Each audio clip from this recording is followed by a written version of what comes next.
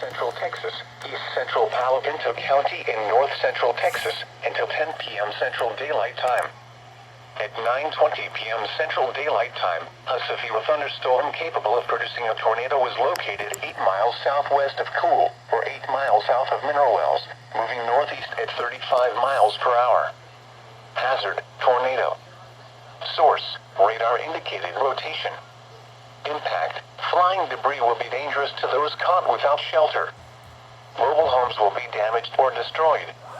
Damage to roofs, windows, and vehicles will occur. Tree damage is likely.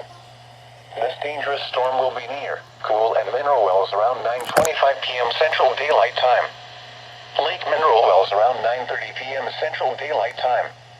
Pooville around 9:55 p.m. Central Daylight Time. Other locations impacted by this tornadic thunderstorm include Brock Junction, Adele, Pacer, Witt, Advance, Agnes, Bennett, Often, Garner, and Millsap. This includes Interstate 20 between mile markers 392 and 417. Take cover now. Move to an interior room on the lowest floor of a sturdy building. Avoid windows.